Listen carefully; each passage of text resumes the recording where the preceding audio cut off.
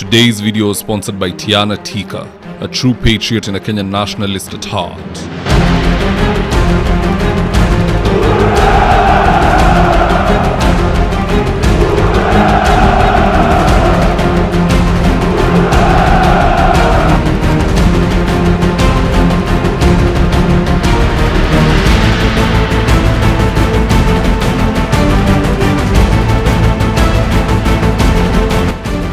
Stand by for debrief in 3, 2, 1. It's as clear as night and day that after Baba, in comes Babu Owino. However, some of the parasites who are surviving on Raila are now plotting on how to invade and kill Babu Owino's political star. And in this video, I want us to look into some of the silly allegations these guys are trying to use to finish Babu Owino. And so with no further ado, let's get after it. Allegation number 1 is that Babu Owino is not a true Luo because he has not married a Luo. Instead, he has married a Kikuyu. And if we use that type of reasoning, ambayo inatumika na watu wachache ambao wako na shida ya akili, then it is safe to say that Murkomen is not a true Kalenjin because he has married a Kikuyu. Orengo is not a true Luo because he has married a Kikuyu. That is myopic. If we turn back time, you will find that kingdoms used to ensure their survival through marriage, intermarriage for that matter. You find one powerful kingdom and another powerful kingdom, the prince and the princess wanafanya harusi. That way they have some form of camaraderie, military cooperation, economic cooperation, and if one kingdom is attacked, the other one comes to its aid. That is a benefit. Look at Nairobi. The Luos in Nairobi will vote for Babu Owino. Same with Luyas because wanakwanga mashemeji, they usually vote together. But on the other side, even the Kikuyus will say,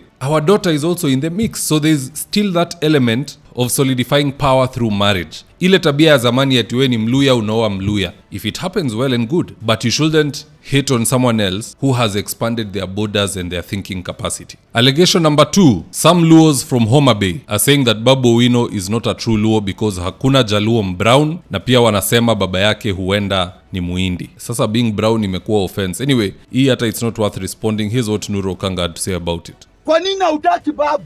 Ati hakuna mjaulio brown. Hiyo na akili gani ya umama hiyo ya utoto? Mama ya Babu Owino alikuwa na responsibility ya kuogesha Babu Owino mara 10 kwa wiki, mara 10 kwa siku. Wewe mama yako alikuosha mara 1 kwa mwezi. Utakuwaje mweupe? Surely. Unatarajia ukuwe mweupe na umeogosha kwa wiki mara 1. Babu Owino is wise man. Babu Owino amekufa pia na baba. Tangu aingie hapa Embakasi. Hajawahi saliti baba. Wakati wa uhuru alituzu uhuru akawekwa ndani. Wakati maandamano hakuna constituent ilikuwa inachacha maandamano kama hiyo Embakasi. Now when that allegation failed, they came in with allegation number 3. They are now saying that Babu Owino has not built a home in his own up country, which even forced Babu Owino to go home and take photos to prove them wrong, as you can see in this Facebook post, and I quote, "East or west, this is home. Got Matar, Yimbo. Yimbo East location, Pala sub-location, Kachwiji clan." He even posted his clan because watu walikuwa wanauliza clan yake ni gani. And here you can see the images of Babu in his homestead hosting locals and also just taking a stroll.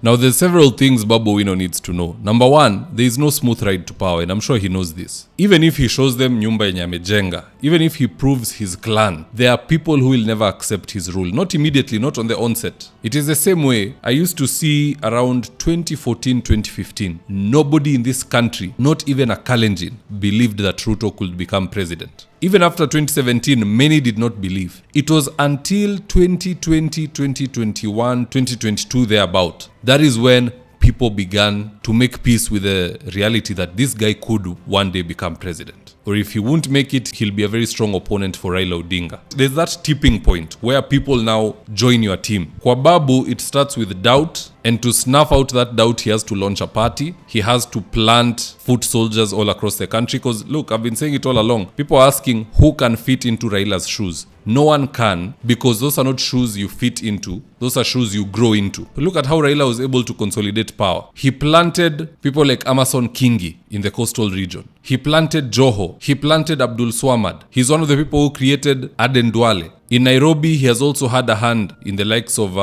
Simba Arati before he went back to Kisii to become governor. In Western, he planted Caleb Amisi. That is how he was able to bolster power into the country. He didn't have that power from the onset, and that's not power you inherit. These are the old guard, the remaining children of Raila, who will also clear out from politics sooner rather than later. And so Babu Owino needs to launch his own party and start planting his own seeds. He should have an MP in the coastal region. That's his contact person, Pale. He should have somebody in Northern, somebody in Nyanza, in Western, and so on and so forth. That is how the doubt will slowly but surely die. But at the end of the day, guys, that's just my opinion. My last remark on this is that you can never please the haters. They will always have something to say, so you might as well go for it, launch your own party, and do what you must. But what say you guys? Do drop me your comments in the comment section below, and I'll do my best to read them and to give you a response. And with that, it's today's ad of the day. If you're in need of electrical wiring, solar installation, or electrical fittings such as strip lights, snake lights, downlighters, or chandeliers, contact Engineer Wycliffe at 0707 476602, and he'll get your house dapped up.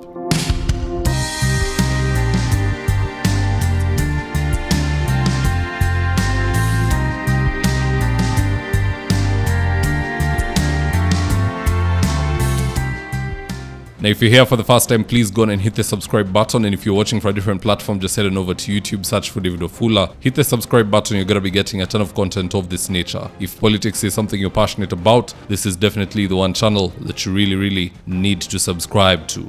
Alright guys, adios.